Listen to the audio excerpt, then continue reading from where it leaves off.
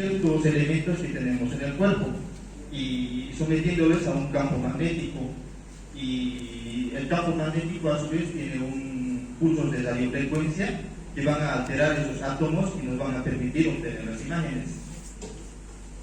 Normalmente la Tierra tiene un campo magnético que se lo mide en Gauss, más o menos tiene 0,5 Gauss la Tierra, que es más importante o más fuerte a nivel del polo norte y del polo sur.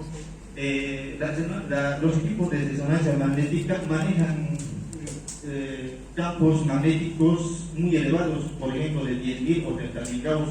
Esto más lo podemos decir en teslas, un resonador de 1.5 teslas, 3 teslas, 5 teslas, como podemos ver aquí.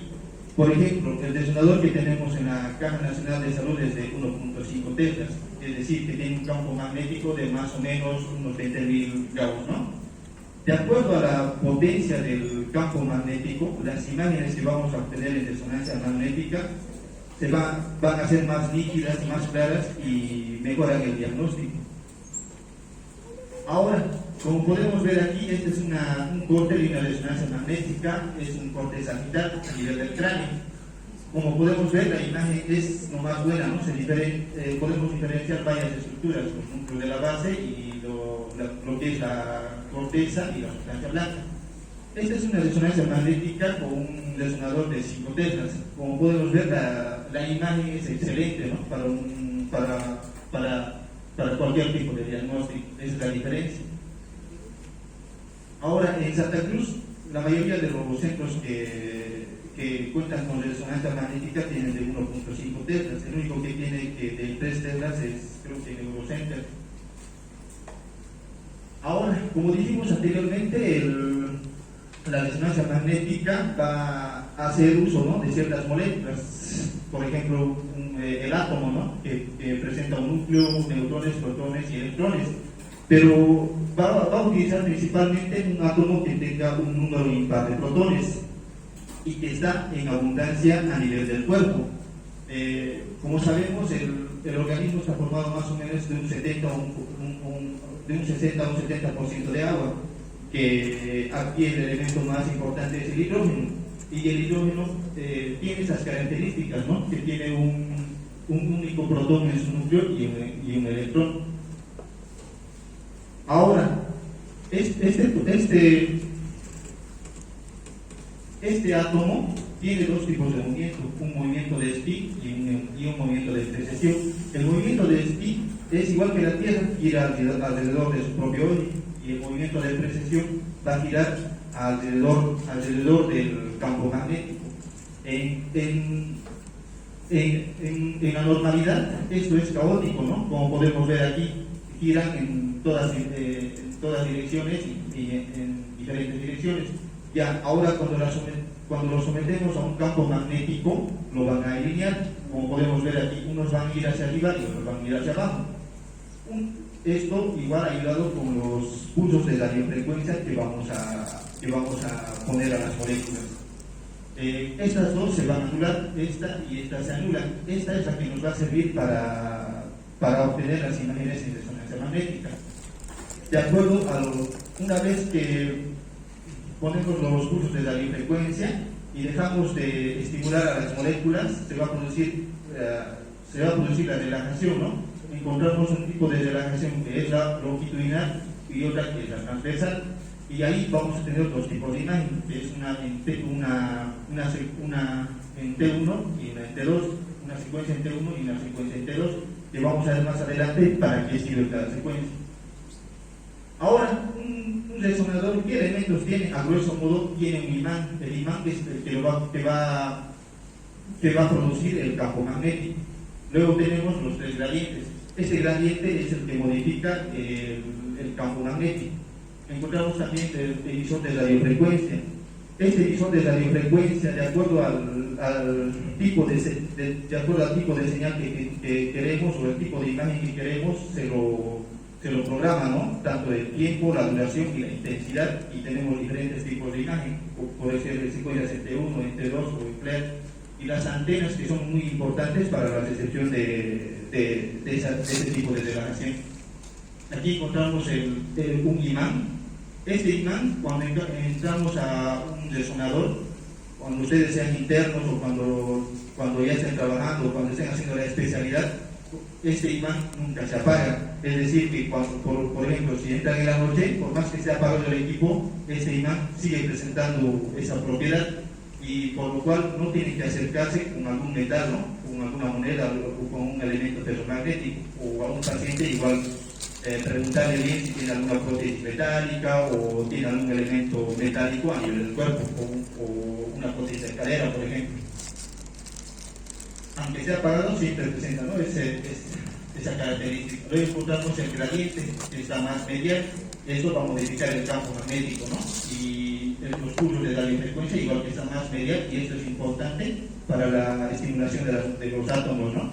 Y luego encontramos las antenas. Cuando se realiza al paciente la resonancia magnética, sí o sí es de un segmento determinado. Es decir, que la resonancia magnética es el último estudio en el tema de diagnóstico por imágenes. Como saben, primeramente se empieza por una radiografía. La radiografía no te da el diagnóstico claro, vamos a una ecografía si se amerita el caso. Si la ecografía igual no es diagnóstico, el paciente tal vez sigue con una sintomatología, pasamos a una tomografía. Después de la tomografía, persistimos con la duda diagnóstica, recién entramos a una resonancia magnética. La resonancia magnética tiene que ser específico de qué segmento queremos. No podemos pedir igual que la tomografía, una tomografía tórax, abdomen y pelvis. Eso está mal, es decir, que el médico no es ubicado, ni siquiera tiene idea de qué patología está sospechando. Sí o sí tiene que ser específico en la solicitud del examen. Por ejemplo, puede ser cráneo, encontramos aquí la antena del cráneo, puede ser columna cervical, puede ser tórax, puede ser abdomen, puede ser pelvis, pero solo un segmento, pensando bien qué es lo que queremos diagnosticar. Hay antenas igual para cadera, hay para rodilla y para tobillo. Ahora, vamos a ver las ventajas y las desventajas de la resonancia magnética. En cuanto a una de las ventajas, no vamos a utilizar radiación ionizante. Esa es una de las principales ventajas. Las imágenes las podemos obtener en varios planos. En un plano coronal, sagital o también axial. El contraste a nivel de tejidos blandos es superior, es decir, que en el tema diagnóstico es el molde estándar para tejido blando. Las imágenes angiográficas se pueden obtener sin uso de contraste.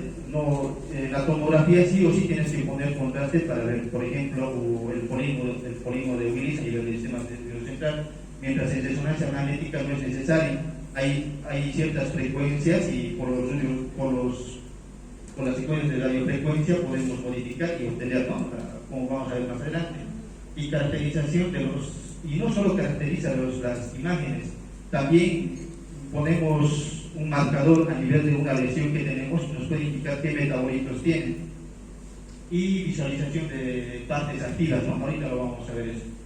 En cuanto a las desventajas que tiene, como sabemos, no hay muchos resonadores aquí en Santa Cruz, que es una ciudad grande.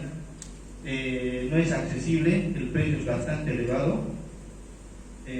Para hacer una resonancia magnética, cuando hagan su internado, igual más o menos dura entre 20 a 30 minutos, depende de la patología que tenga el paciente.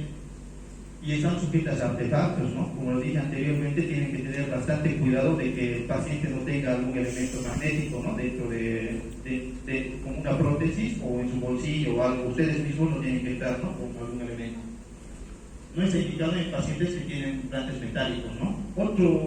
Otra desventaja relativa puede ser aquellos pacientes claustrofóbicos, como dijimos, que más o menos tienen que estar unos 20 a 30 minutos. Esos pacientes no aguantan, se mueven mucho. Así es que cuando se mueven, las imágenes no salen de buena calidad, es decir, no van a servir como diagnóstico. Y el estudio se realiza en vano. Esta es una resonancia magnética en la secuencia TOP. A este paciente no se le administró contraste, pero vemos, ¿no?, bien marcado el polígono de Willis. Con el software que tenemos podemos ampliar, ¿no? Podemos hacer cortes más gruesos y obtener una buena anatomía del polígono de Willis, ¿no? Como pueden ver aquí. Esto es sin necesidad de contraste, a diferencia de la tomografía.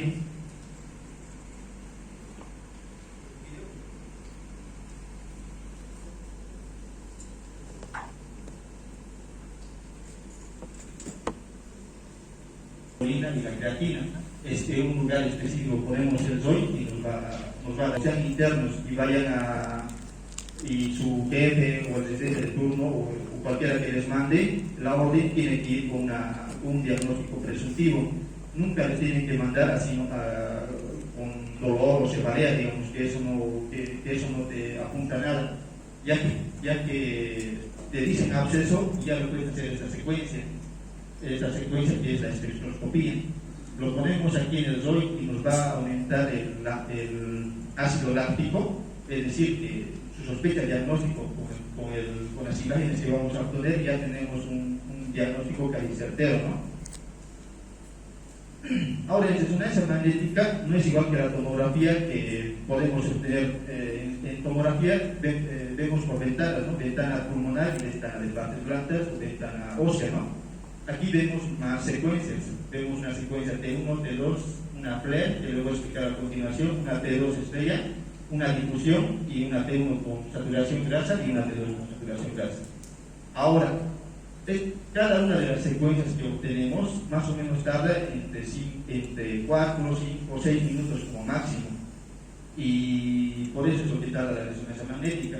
Y cada plano, por ejemplo, es un plano coronal y eso es un plano axial, cada plano igual se lo realiza en cada paso. Esto en 4 minutos, esto en 4 minutos, ya son 4 minutos. Ahora, la secuencia T1, ¿para qué nos sirve? Nos sirve para ver la anatomía del segmento que vamos a observar. En T1, lo que es líquido se ve negro, nosotros lo decimos hipointenso. Como podemos ver aquí, los ventrículos laterales están llenos de líquido cefalorraquídeo, se ve hipointenso, y la grasa se ve blanca, hiperintensa. Aquí vemos una rodilla, ¿no? Igual la grasa vemos hiperintensa, y la médula ósea, que igual es grasa, vemos igual hiperintensa. La parte de la córtega vemos hipointensa, ¿no? Y algunas situaciones que nos pueden dar hiperintenso o blanco, encontramos la grasa, el líquido hiperproteico, la sangre en fase aguda, la melanina y el contraste. Ahora, en las secuencias T1 es donde se aplica contraste. En la resonancia magnética igual aplicamos contraste. Esto principalmente nos sirve para ver si alguna lesión capta o no capta contraste. En este caso vemos una lesión en fosa posterior, es decir, en el hemisferio cerebeloso derecho. Administramos contraste, contraste que aplicamos nosotros es el gadolíneo.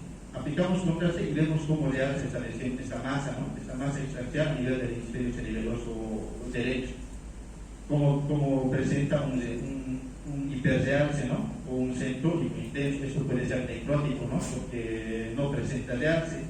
Esto del realce es muy importante. Depende a la patología que estamos sospechando. Ahora, las secuencias T2 se dice que son el chismoso de la patología. Aquí en las secuencias T2 el líquido lo vamos a ver blanco, hiperintenso, como podemos ver aquí en un corte a nivel de los ventrículos laterales. Igual en los espacios subaracnoideos igual lo vemos blanco, ¿no? Hiperintenso. Ahora, como les dije, es el chismoso. Cuando tenemos cuando presentamos un edema o por un golpe presentamos desgarre articular, por ejemplo, vamos a tener líquido, ¿ve?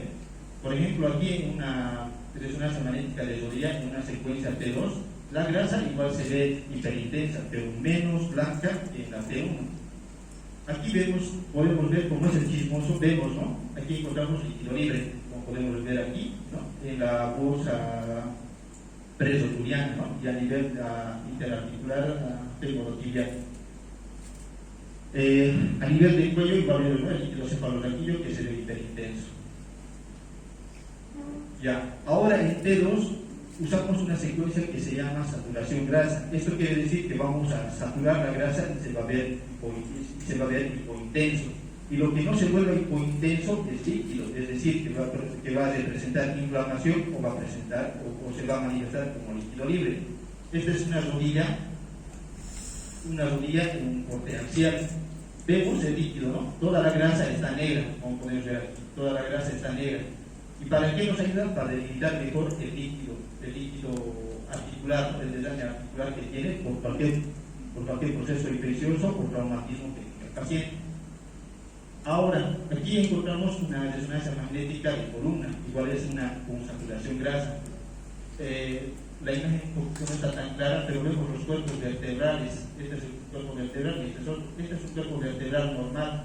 Vemos las señales más o menos intermedia y no presenta ningún tipo de alteración de la señal.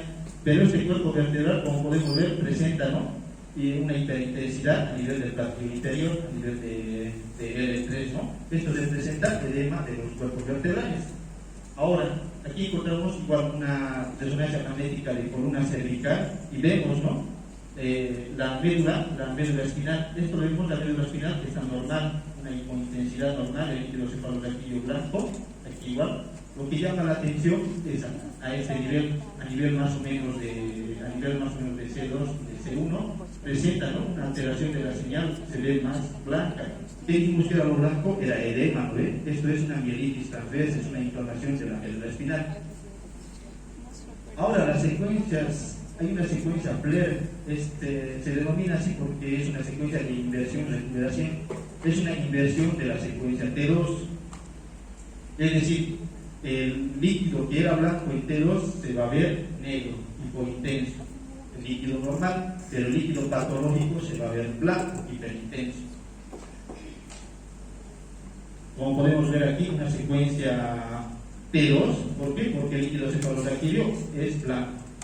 Aquí encontramos una Blair, ¿por qué? Porque el líquido cefalorraquídeo es negro. Y esta hiperintensidad a nivel del mesencéfalo, vemos una lesión focal hiperintensa, ¿no? Y aquí se persiste, ¿no? Encontramos esto es una lesión hiperintensa, ¿no? Este es otro ejemplo. Este es un paciente cardíaco con arritmias cardíacas que presenta un déficit neurológico súbito facio brachiocular del lado derecho, una hemiparesia brachiocular del lado derecho. A este paciente se le realiza una tomografía. Es un paciente de edad de unos 60, 70 años. Lo que vemos aquí en la tomografía, vemos una atrofia cerebral, se podría decir. Los ventrículos laterales están un poquito aumentados, los espacios subaracnoideos igual están aumentados. Esto es de esperarse para la edad del paciente. Viendo esta tomografía, podemos decir en una fase hiperanular, es decir, que el paciente tuvo el evento a las 7 de la mañana y le llevaron al hospital a las 8:30, realizamos esta tomografía. No encontramos ninguna lesión. ¿Ven? No se ve ninguna lesión. Le realizamos una resonancia magnética por la sospecha diagnóstica. Le realizamos una secuencia, pero me olvidaba decirles que resonancia magnética generalmente no es un estudio para pacientes de emergencia. ¿Por qué? Porque tardan mucho y el paciente no tiene que moverse, así es que los pacientes de terapia, los pacientes de unidad de cuidados intensivos, pacientes hemodinámicamente inestables no son candidatos, ¿no?, para este tipo de estudios, pero sí hay una indicación que es el evento cerebral isquémico agudo en la etapa hiperaguda, que es de 0 hasta las 6 horas, sí está indicado, ya que solo vamos a hacer 3 secuencias, una secuencia T2, una secuencia Blair y una difusión. Esta es una secuencia de difusión. La secuencia de difusión lo que nos mide es el movimiento del agua. Como sabemos, el agua se mueve del espacio intracelular, del espacio intracelular del intra, de extra, ¿no?, y de acuerdo a los cambios termodinámicos que vamos a tener. La secuencia de difusión mide eso. Cuando tienes restricción a la difusión, es decir, que esas moléculas de agua están quietas, no se están moviendo del intra al extra o del extra al intra. Esto ocurre en un ACV isquémico. Una vez que se produce el evento isquémico, fallan las bombas de sodio y potasio. Ustedes están más familiarizados con eso, más frescos. Fallan las bombas de sodio y potasio. El sodio entra dentro de la célula, como sabemos, el agua persigue al sodio, el agua entra dentro de la célula y la célula se hincha, ¿no? Y quiere decir que no va a haber movimiento del agua. Por eso aquí encontramos, se ve hiperintenso, eso quiere decir que hay una restricción a la difusión, es decir, que por resonancia magnética podemos decir que hay un evento vascular isquémico. Ahora, después de este paciente se realizó una angiotomografía. Como podemos ver aquí, la arteria cerebral media está opacificada, pero aquí la arteria cerebral del lado izquierdo no está opacificada, ¿no? Probablemente por un trombo, igual a ese nivel, no está opacificado. Entonces, Con esto ya tenemos un diagnóstico claro. La angiotomografía se lo realiza principalmente para ver qué tipo de tratamiento le vamos a dar, o va a ser terapia farmacológica, una trombólisis química o una trombólisis mecánica. Entonces, ¿qué decimos aquí? Que tiene un impacto de la arteria cerebral media del lado izquierdo. Por eso toda esta parte se necesita hablar. Igual, otro paciente que presenta por clínica un evento cerebrovascular isquémico. Igual la tomografía sale normal en la etapa hiperaguda, ya que en la etapa aguda generalmente la tomografía ya no da el diagnóstico. Generalmente en la etapa hiperaguda la tomografía puede ser normal. Igual a este paciente se le realiza una resonancia magnética, en la secuencia más importante, la secuencia de difusión, vemos, ¿no?, una hiperintensidad. Y lo que nos faltaba en la anterior resonancia magnética es un mapa de ADC, que se llama el coeficiente de difusión aparente. Sí o sí tenemos que tener esas dos secuencias, la de difusión y la ADC.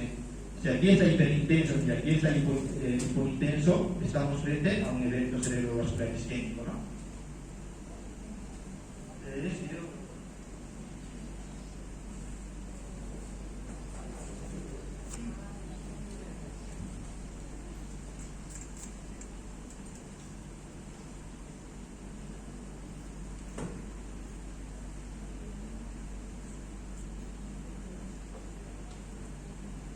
¿Quién es ese jugador? ¿Alguien? ¿Saben qué ligamento se lesionó?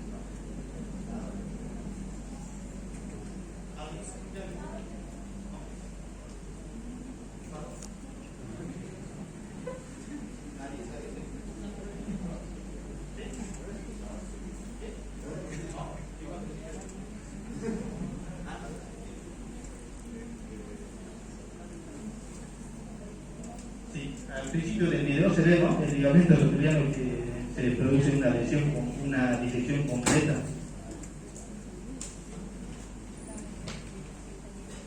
La resonancia magnética, les quería poner este ejemplo porque, como dije anteriormente, nos da una imagen excelente para el tipo de partes blandas. Para la parte musculoesquelética es el gol estándar para el diagnóstico de esas lesiones.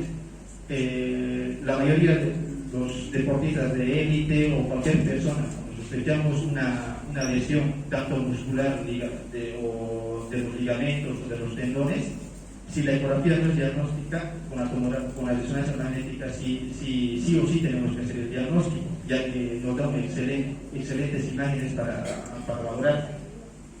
Por ejemplo, aquí ya en la radiografía incluso podemos sospechar si presenta una ruptura del ligamento rotuliano, ¿no? Vemos aquí una radiografía, ¿no? Lo que llama la atención aquí es la rótula. La rótula normalmente está a este nivel, esto es lo normal, pero aquí está siendo estirado, ¿no?, acefálicamente por el músculo cuádriceps. Y que a este paciente se le realiza una resonancia magnética, una secuencia T2 y una secuencia de densidad de protones. De eso hemos hablado porque ya son secuencias especiales. Y que aquí vemos, ¿no?, la rotura completa del tendón rotuliano, parte proximal, y por lo que está jalando el tendón del cuádriceps hacia la parte cefálica, ¿no? ¿No?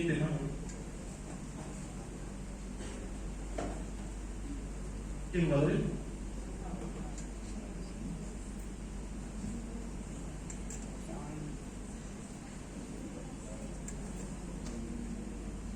¿Qué tipo de estructura tuvo él? ¿Sabe?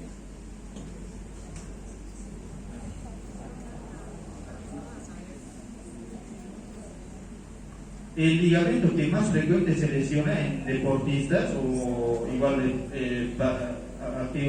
aquellas personas que hacen deporte amateur, fin de semana, y las cosas, es el ligamento cruzado anterior. ¿Por qué? Porque las fibras son más delgadas, más que todo por eso y por los movimientos que vamos a realizar. Generalmente se produce la lesión cuando se produce una rotación externa del fémur y una rotación interna del peroné, y como podemos ver aquí se produce una rotura completa del ligamento, de este ligamento cruzado anterior. Esto muchas veces va acompañado de rotura de los meniscos. Puede ser generalmente cuando el ligamento cruzado anterior se presenta una rotura, el menisco medial más presenta una lesión. Recientemente Neymar, ¿no?, presentó una ruptura del ligamento cruzado anterior. Igual, ante la sospecha, le hacemos una resonancia magnética de rodilla.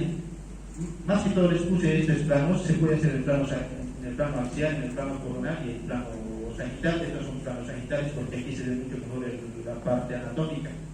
Esta es una ruptura parcial. ¿Por qué? Porque vemos aquí, este es el ligamento cruzado anterior.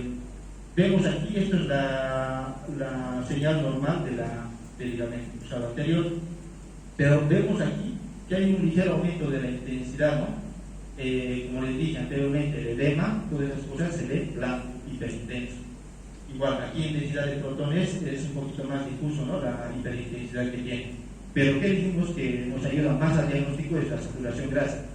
Saturamos la grasa y vemos aquí el ligamento cruzado anterior que está hipointenso y en la parte proximal está hiperintenso, difuso. Este es un esguince grado 1 o una ruptura parcial del ligamento cruzado anterior. Vemos que el ligamento cruzado posterior es más homogéneo, es más hipointenso, es más grueso, que generalmente por eso no se presenta que es raro la ruptura de este ligamento. Aquí vemos una ruptura completa del ligamento cruzado anterior. No vemos como el anterior, ¿no?, una continuidad de las fibras. Este es el ligamento y vemos que aquí hay una ruptura completa del ligamento y un desplazamiento en esta otra imagen posterior, ¿no?, del fémur, ¿no?, sobre la tibia. Vemos aquí que no continúa el ligamento, es una ruptura completa. ¿A qué se asocia? Se asocia al líquido libre, ¿no?, y cambios inflamatorios de la grasa. Lo mismo aquí, no encontramos ya el ligamento cruzado anterior, y aquí, como les dije anteriormente, el ligamento es más grueso, ¿no?, el ligamento cruzado posterior, y las demás estructuras están más íntegras. Y eso sería